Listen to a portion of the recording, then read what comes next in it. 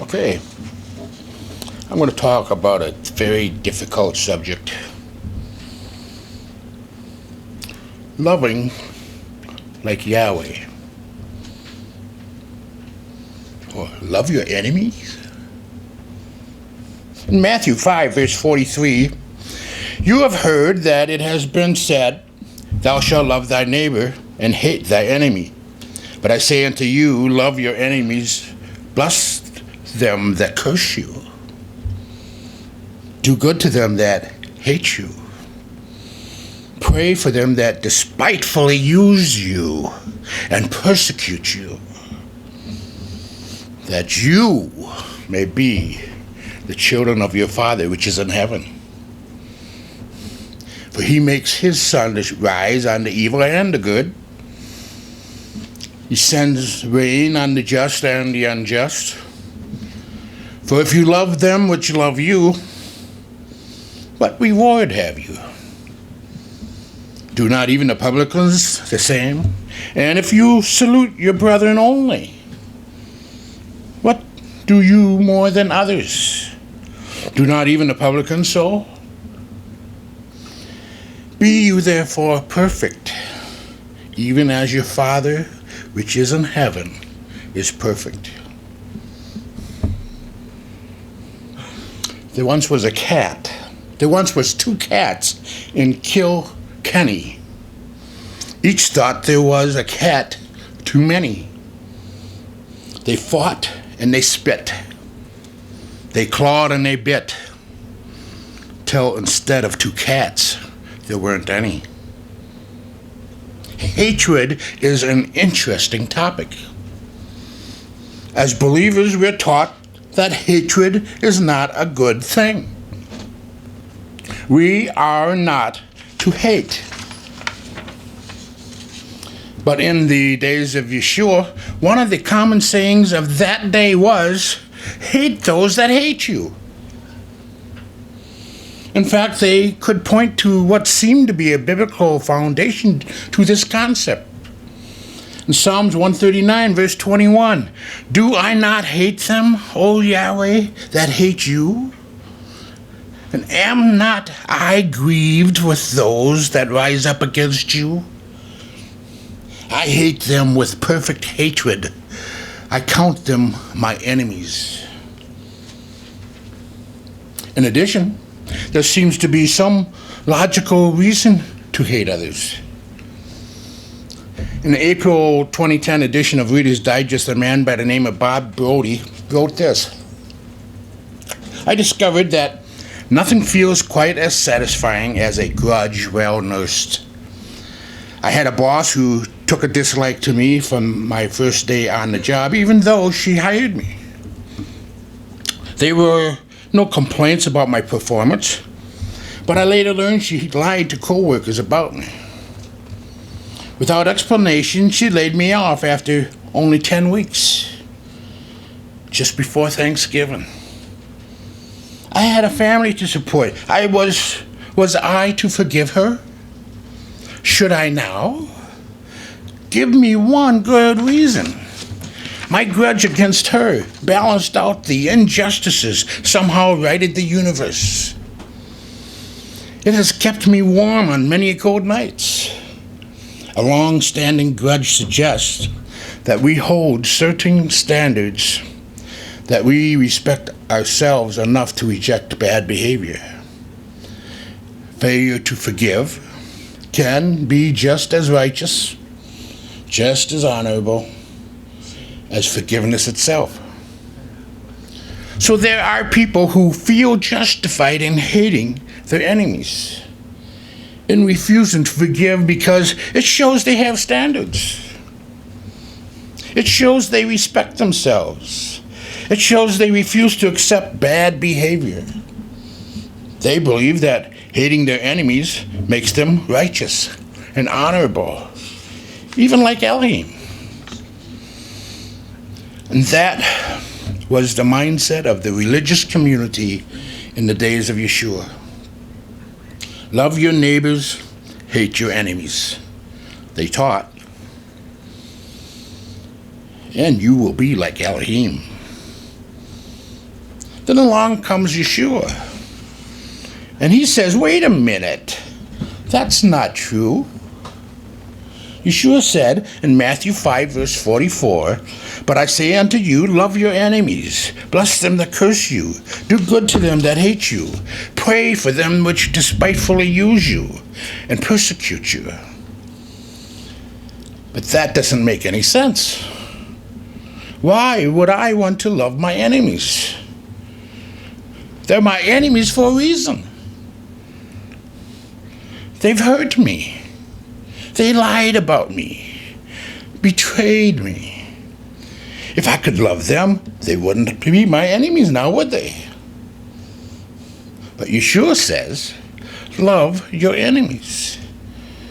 Now, why would I want to do that? Well, someone listed 3 reasons why we should love our enemies. The first one is cheaper than getting a lawyer. The second is decreases the likelihood you'll end up being on the Jerry Springer show. But, most important, Yeshua said so. Yes. Yeshua said, I should love my enemies. It doesn't have to make sense. All I have to know is that this is what he wants. You see, I need to understand that Yahweh's ways and Yahweh's thoughts aren't like mine. Isaiah 55, verse 8. For my thoughts are not your thoughts, neither are your ways my ways, says Yahweh. For as the heavens are higher than the earth, so are my ways higher than your ways, my thoughts than your thoughts. Yahweh doesn't think like us. His ways are not like our ways. And that is especially true when it comes to loving my enemies. Loving your enemies has always been Yahweh's will for us. Even back in the Old Testament, Yahweh taught that in Exodus 23, verse 4 and 5, if you meet your enemy's ox or his ass going astray, thou shalt surely bring it back to him again. If thou see the ass of him that hates you lying under his burden, and would forbear to help him, thou shalt surely help with him. In Proverbs we're told, Proverbs 25, verse 21, if thy enemy be hungry, give him bread to eat. And if he be thirsty, give him water to drink. For thou shalt heap coals of fire upon his head, and Yahweh shall reward you. And this command from Proverbs was repeated in Romans 12, verse 20, telling us believers that Yahweh had not changed his mind. Romans 12, verse 20, therefore if thy enemy hungered, feed him. If he thirsts, give him drink. For in so doing thou shalt heap coals of fire on his head. Yahweh has always wanted his people to love their enemies. But why? Well, there are 3 reasons I can think of. The first reason is I should love my enemies because it's in my own best interest. Matthew 5:46, Yeshua says, for if you love them which love you, what reward have you? Do not even the publicans the same? In Luke 6:35, Yeshua preaches essentially the same sermon, but here he says, in Luke 6:35, but love your enemies and do good, lend, hoping for nothing again. And your reward shall be great, and you shall be the children of the highest. For he is kind unto the unthankful and to the evil. There's a reward for doing this. Yahweh will reward me for loving my enemies. Yes, there's a reward. For Yahweh knows how difficult this can be for us. So he specifically promises he will reward us for making the effort. And what is this reward? According to one resource, People who do not forgive the wrongs committed against them tend to have higher rates of divorce. They experience more stress. They have more depression and suffer from more cardiovascular diseases, strokes and heart attacks. By contrast, as a group, people who forgive tend to suffer less from depression and have more friends and family to support them. In fact, forgiven people are better at making friends than those who carry grudges. Now that last makes sense because people who don't forgive, people who hold grudges or dwell on the wrongs done to them, don't make very pleasant companions. They are extremely unhappy people to be around. Forgiveness is good for you. You will be rewarded physically for loving your enemies. And by contrast, according to one observer, hating your enemies is just a prolonged form of suicide. But wait, there's more. There's more to this reward than just physical benefits. In 2 Chronicles chapter 16, verse 9, tells us that the eyes of Yahweh range throughout the earth to strengthen those whose hearts are fully committed to Him. In other words, Yahweh is looking to reward you when you obey Him. In things like this, loving your enemy. Yahweh is looking to strengthen you, to bless you, to actively work in your life to do good things for you. All because He knows how hard this is for us to do. So Yeshua teaches me that I should love my enemies because it's in my best interest. Yahweh will reward me if I am faithful to Him in this. Secondly, Yeshua teaches me that if I love my enemies, I show that I am not like the pagans. In Matthew 5:47, Yeshua said, "And if you salute your brethren only, what do you more than others? Do not even the publicans so?" Now let's think about this for a minute. The Bible teaches us that once we become believers, we belong to Yeshua. So if we belong to Yeshua, who does everyone else belong to? Satan? Now here's the deal. Before I became a believer, I used to belong to Satan. I used to be a soldier for him. I learned to live my life the way Satan would live. When I got mad as Satan would. When I fought fights, I tended to fight my fights like Satan would. And Satan is a hater of his enemy.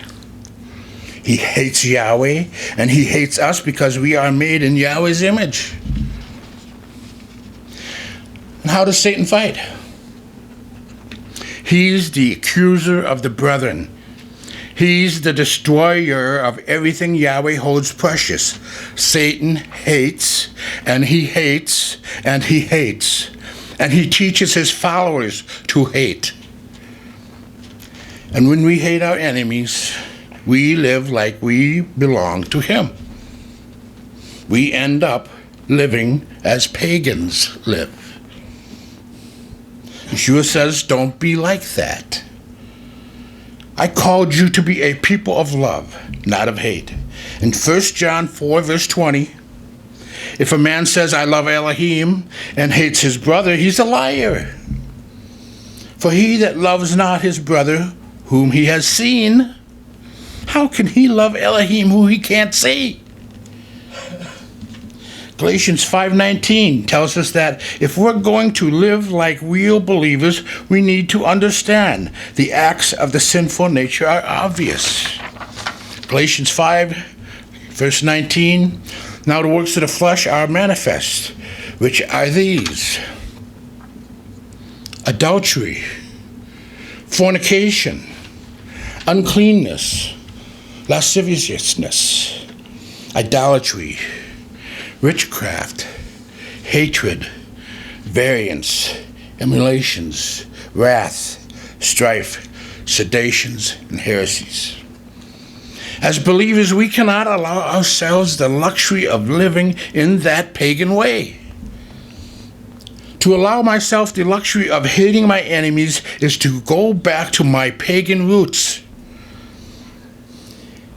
It's to go back to living the kind of life I lived before I came to Messiah. But we are called to live differently than the world. We are called to be a light in a dark world. A city on a hilltop that draws people out of their darkness. So Yeshua says, don't do that. Love your enemies and pray for those who persecute you. Matthew 5:44. But I say unto you, love your enemies, bless them that curse you, do good to them that hate you, pray for them that despitefully use you and persecute you. And that leads us to the third reason we should love our enemies. We should love our enemies because that proves we are the children of the Most High Elohim. Matthew 5:45, Yeshua says we should love our enemies so that you may be the sons of your Father in heaven. For he makes his sun to rise on the evil and the good. He sends rain on the just and unjust. You see, Yahweh loves his enemies. You did know that Yahweh had his enemies, didn't you? How many of you knew that? Romans 5 verse 10. For if, when we were enemies, we were reconciled to Yahweh by the death of his Son, much more being reconciled, we shall be saved by his life. Before you and I became believers, we were Yahweh's enemies. In fact, Ephesians 2 verse 3 tells us that at the time we were objects of wrath. Ephesians 2 verse 3, among whom also we all had our conversation in time past in the lust of our flesh, fulfilling desires of the flesh and of the mind, and were by natures of children of wrath, even as others. So we were Yahweh's enemies. We were objects of wrath. If Yahweh had not loved us, we would all have gone to the grave unsaved. But Yahweh so loved us that he gave his only begotten Son to die for us, even when we were his enemies. In fact, Yahweh cared so much for us that he never withheld even the most basic blessings on us. Yeshua said, Yahweh causes his sun to rise on evil and good, and send rain on the righteous and unrighteous. Matthew 5:45. Now if it was me, if I were Elohim, only the good and righteous would get and see sunshine and rain. The other guys could stand out in the cold, cold desert for all I cared, and they could whistle for all the sun and rain that they want, but they wouldn't get it. But Yahweh is not like that. Why not? Because in 2 Peter 3 verse 9 tells us that he is patient with you, not wanting anyone to perish, but everyone to come to repentance. 2 Peter 3:9. The Lord is not slack concerning his promise, as some men count slackness, but is long-suffering towards usward, not willing that any should perish, but that all should come to repentance. You see, people who want to hate their enemies want to play Elohim. They want to be celestial enforcers, powerful destroyers, that they can squash the evil that is their enemy with a mighty hand. They feel almost Elohim-like as they lay awake at night and consider the terrible ways that they would destroy those they hate. If only they had the power. They would want the power of Yahweh. But that isn't what Yahweh is like. Yahweh wants everyone to be saved. And if we're going to be like Yahweh, we need to realize that playing Elohim means that we need to forgive our enemies like Yahweh forgave us. Ephesians 4:32 tells us, "And be you kind one to another, tender-hearted, forgiving one another, even as Yahweh, for Messiah's sake, has forgiven you." A few years back, there was a powerful story of an African boy named Damar. He was a slave who had angered his Muslim master by attending a church service. So his owner took him out into the wilderness, nailed his feet and knees to a board, and he left him to die. Fortunately, someone found him and nursed him back to health. Damar later told the Voice of the Martyrs that he forgave the person who did this to him. Why? He said, "Because Jesus was nailed and forgave me." That young man knew what it was like to be like his father. That young man forgave as Yahweh had forgiven him when Messiah was nailed to the stake. But if we don't learn to forgive our enemies, we become like our enemies. And we end up hurting our Yeshua, the Yeshua who died for us when we were his enemies. There's a story of a Sunday school class, and the teacher was known for his elaborate object lessons, and that Sunday was no different. And on the wall was a big target, and on a nearby table were many darts. The teacher told his students to draw a picture of someone that they disliked or someone who had made them angry, and he would allow them to throw darts at that person's picture. One girl drew a picture of another girl who had stolen her boyfriend. Someone drew a picture of his little brother. One even drew a picture of the teacher. The class lined up and began throwing darts, and everybody got into the fun, and some of the students threw their darts with such force that the targets were ripping apart. When everybody had their turn, the teacher began removing the pictures from the target, and then he took down the target. The whole room gasped as they saw that under the target was a picture of Jesus, Yeshua. And the teacher spoke these simple words to close the class. "Inasmuch as you have done it unto the least of these my brethren, you have done it unto me." Matthew 25, verse 40. "And the king shall answer and say unto them, Verily I say unto you, inasmuch as you have done it unto one of the least of these my brethren, you have done it to me." Now here's the deal. Loving your enemy can be tough. I know. I have a very hard time. I do. Just because I stand up here and I'm allowed to do a sermon doesn't mean I'm better than you. Even when your enemy is being fairly nice to you, it can still feel awkward. But many times it can be a painful experience, filled with embarrassing feelings that can make the effort seem nearly impossible.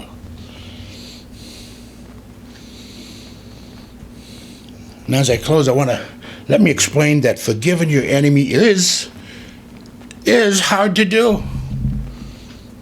Enemies are enemies because they hurt us, sometimes in terrible and unspeakable ways. Yahweh knows that. He knows how deeply our pain can go. But he believes in you. He calls you and I to go beyond what mere mortals can do. And he's proud of us when we risk ourselves to love as he loves. Years ago, a woman by the name of Corrie ten Boom wrote a book called The Hiding Place, which described the terrible things she and her sister Betsy endured as prisoners in the Nazi concentration camp. The conditions were bad enough, but the guards were men, and they humiliated the woman in unspeakable ways. After the war, Corrie struggled with her hatred of the Nazis, and she especially was frustrated because she knew what Yeshua, Jesus, she knew what he said about forgiving our enemies. But she prayed and prayed until she finally came to the understanding why she should do that, and she became a popular speaker throughout Europe as she helped thousands of people overcome the bitterness of war. But one day, she came face to face with one of her Nazi tormentors. She wrote, "It was a church service in Munich that I saw him. The former SS man who had stood guard at the shower room door in the processing center at Ravensbrück. He was the first of our actual jailers that I had seen since that time. Suddenly it was all there. The room full of mocking men, heaps of clothing, Betsy's pain-blanched face. Now she went through it physically. I get upset when someone just says something. They become my enemy. She actually lived through something. Unspeakable horrors. He came up to me at the church as the church was emptying, beaming and bowing. How grateful I am for your message, Fräulein, he said. To think that, as you say, he has washed my sins away. His hand was thrust out to shake mine. And I, who had preached so often to people in Bloemendaal the need to forgive, kept my hand at my side. Even as the angry, vengeful thoughts boiled through me, I saw the sin of them. Jesus Messiah had died for this man. Was I going to ask for more? She prayed, Lord Jesus, forgive me and help me to forgive him. I tried to smile. I struggled to raise my hand. I could not. I felt nothing. Not the slightest spark of warmth or charity. And so again I breathed a silent prayer, Jesus, I cannot forgive him. Give me your forgiveness. She managed to lift her hand and take his, and she wrote, as I took his hand, the most incredible thing happened. From my shoulder along my arm and through my hand, a current seemed to pass from me to him, while into my heart sprang a love for the stranger that almost overwhelmed me. And so I discovered that it is not on our forgiveness any more than on our goodness that the world's healing hinges, but on his.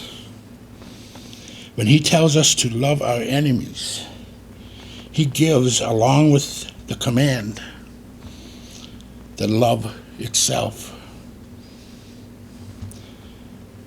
This is Yahweh's promise to us. If we seek to honor him in loving our enemies, he will supply what is needed. It will still be difficult, but Yahweh will show you how to make your way through the pain and struggle of your effort, to give you the power to do what needs to be done, to heal that which is hurt, and to fix that which is broken. But in order for you to have this power to love your enemies, You must receive Yahweh's love first. You must belong to Him to be able to obey Him. Yahweh bless. Hallelujah.